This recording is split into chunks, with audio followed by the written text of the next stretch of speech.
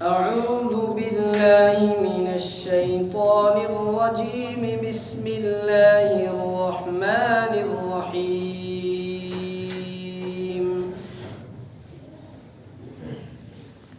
ضرب الله مثلا عبدا مملوكا لا يقدر على شيء ومن رزقناه منا رزقا حسنا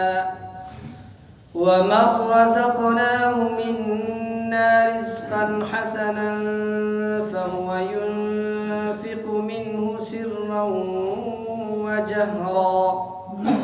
هل يستوون الحمد لله بل أكثرهم لا يعلمون وضرب الله مثلا رجلين أحدهما أبكم لا يقدر على شيء وهو كل على مولاه أينما يوجهه لا يأتي بخير هل يستوي هو ومن يأمر بالعدل وهو على صراط مستقیم۔ اللہ ایک مثال دیتا ہے کہ ایک طرف ایک غلام ہے جو کسی کی ملکیت میں ہے، اس کو کسی چیز پر کوئی اختیار نہیں، اور دوسری طرف وہ شخص ہے کہ جس کو ہم نے اپنے پاس سے عمدہ رزق عطا کیا ہے، اور وہ اس میں سے پوشیدہ طور پر بھی اور کھلے بندوں بھی خوب خرچ کرتا ہے۔ کیا یہ دونوں برابر ہو سکتے ہیں؟ ساری تعریفیں اللہ کی ہیں، لیکن ان میں سے اکثر لوگ ایسی صاف بات بھی نہیں جانتے۔ اور اللہ ایک اور مثال دیتا ہے کہ دو آدمی ہیں، ان میں سے ایک گونگا ہے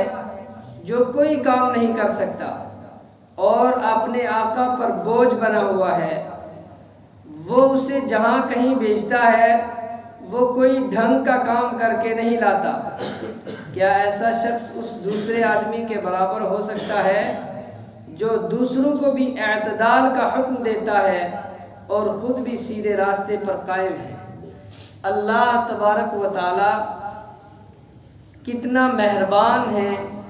اپنے بندوں کے اوپر کہ کبھی وہ دلائل کے ذریعے سے سمجھاتا ہے اور کبھی مثالوں کے ذریعے سے سمجھاتا ہے کہ جو انسان دلائل کے ذریعے سے بات نہیں سمجھ سکتا، وہ مثال کے ذریعے سے بات کو صحیح طریقے سے سمجھ لے گا۔ تو اللہ رب العالمین دو مثالیں بیان فرماتے ہیں۔ ایک مثال یہ ہے کہ ایک انسان ہے جو با اختیار ہے، اور دوسرا انسان وہ ہے کہ جس کے پاس کوئی اختیار نہیں، بے اختیار۔ ان میں سے پہلا آدمی ایسا ہے کہ جس کے بارے میں اللہ تعالیٰ نے فرمایا کہ وہ خود محتاج ہے، اس کے پاس اپنی ذات کے لیے کچھ بھی نہیں ہے، اور اس کے مقابلے میں دوسرا کہ جس کے پاس سب کچھ ہے اور اللہ نے اس کو بے شمار رزق عطا کیا ہے، اور وہ اپنی مرضی سے جتنا چاہتا ہے خرچ کرتا ہے۔ تو کسی بھی انسان کو جس کو تھوڑی سی بھی سوجھ بوجھ اور سمجھ ہو، اگر آپ اس سے پوچھیں گے کہ کیا یہ دونوں برابر ہو سکتے ہیں، تو جواب نفی میں ہوگا کہ یہ دونوں آدمی برابر نہیں ہو سکتے۔ اللہ تبارک و تعالیٰ فرماتے ہیں اس مثال کو واضح فرما کر کہ جب اس چیز میں تم فرق محسوس کر سکتے ہو کہ یہ دونوں برابر نہیں ہیں، تو پھر اللہ اور اس کی پیدا کی ہوئی چیزوں کو تم ایک ترازو میں کیوں رکھتے ہو کہ اللہ جس نے سب کچھ دیا ہے، جس کے پاس سارے خزانے ہیں، اور وہی با اختیار ہے، جو چاہتا ہے کرتا ہے، اس کے مقابلے میں تم دیوی دیوتاؤں کو پوجنا شروع کر دیتے ہو، فرشتوں کو پوجنا شروع کر دیتے ہو، اللہ کے نیک بندوں کی عبادت شروع کر دیتے ہو۔ یہ کہاں کا انصاف ہے؟ اور وہ جن کو تم پوچھتے ہو ان کو کچھ بھی اختیار نہیں ہے، وہ اگر زندہ تھے تو مر چکے ہیں، مرنے کے بعد اپنی جسم کو قبر تک منتقل کرنے میں کتنا بڑا کوئی ولی کیوں نہ ہو، پھر بھی وہ دوسرے انسانوں کا محتاج ہو جاتا ہے، اس کو غسل کوئی اور دیتا ہے، کفن کوئی اور پہناتا ہے اور قبر تک کوئی اور پہنچاتا ہے، پھر کیسے تم ان کی عبادت شروع کر دیتے ہو؟ اللہ تعالیٰ نے فرمایا ضرب اللہ مثلا، اللہ تعالیٰ مثال بیان کرتا ہے عبدا مملوکن، کہ ایک ایسے غلام کی کہ جس کو کوئی اختیار نہیں ہے، لا یقدر علی شیء، وہ کسی چیز کے اوپر بھی قدرت نہیں رکھتا ہے، اور اس کے مقابلے میں ایک دوسرا ہے وَمَن رَزَقْنَاهُ مِنَّا رِزْقًا حَسَنًا، کہ جس کو ہم نے اپنے پاس سے، اپنی توفیق سے، اپنی عطا سے بے شمار رزق عطا کیا ہے، فَهُوَ يُنْفِقُ مِنْهُ سِرًّا وَجَهْرًا، اور وہ بندہ اپنے پاس سے اس اللہ کی عطا کی ہوئی روزی میں سے، اللہ کی عطا کیے ہوئے رزق میں سے جتنا چاہتا ہے خرچ کرتا ہے، علل اعلان بھی اور پوشیدہ بھی، ظاہر میں بھی اور چھپ کر بھی، ہر طریقے سے دیتا ہے۔ اب اللہ تعالیٰ ان دونوں مثالوں کو واضح کرنے کے بعد انسانوں سے پوچھتے ہیں، مجھ سے اور آپ سے پوچھ رہے ہیں کہ جب قرآن نازل ہوا تو صحابہ سے پوچھا گیا، اہل عرب لوگوں سے پوچھا گیا، چاہے وہ ایمان والے تھے یا کافر تھے، منافق تھے یا یہود و نصارہ تھے، آج کے بھی ایمان والے سے بھی یہ سوال قرآن کر رہا ہے، غیر ایمان والے سے بھی کر رہا ہے کہ حل یستوون، کیا یہ دونوں آدمی برابر ہو سکتے ہیں؟ اس کے بعد جواب تو نفی میں ہوگا کہ نہیں برابر ہو سکتے۔ اللہ نے فرمایا الحمدللہ، تمام تعریفیں اللہ ہی کے لیے ہیں کہ جس کے خزانے وسیع سے وسیع تر ہیں، ان میں کبھی بھی کوئی کمی نہیں آ سکتی۔ بل اکثرهم لا يعلمون، بلکہ اکثر لوگ ایسے ہیں کہ جو اس بات کو بھی نہیں سمجھتے، اس مثال کو بھی نہیں سمجھ پاتے۔ اس کے بعد دوسری مثال بیان فرمائی وَضَرَبَ اللَّهُ مَثَلًا، اللہ تبارک و تعالی مثال بیان فرماتا ہے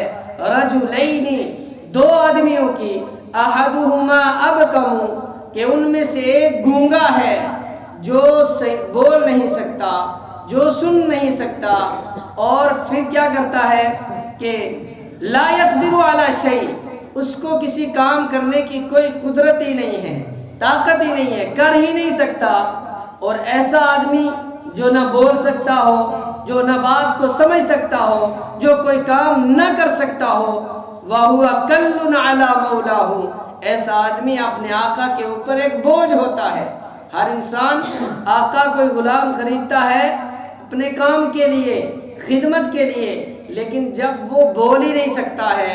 دیکھ ہی نہیں سکتا ہے، چل ہی نہیں سکتا ہے، اٹھ ہی نہیں سکتا ہے، وہ تو اس کے اوپر الٹا بوجھ بن جائے گا، اس کی خدمت کرنی پڑے گی۔ اینما یوجہ لا یأتی بخیر، جہاں کہیں بھی اس کو بھیجا جاتا ہے وہ کوئی خیر لے کر واپس نہیں آتا۔ اور حل یستوی ہوا، کیا یہ برابر ہو سکتا ہے اس کے کہ وَمَن یأمر بالعدل، اس کے مقابلے میں ایک دوسرا ہے جو عدل کا حکم دیتا ہے،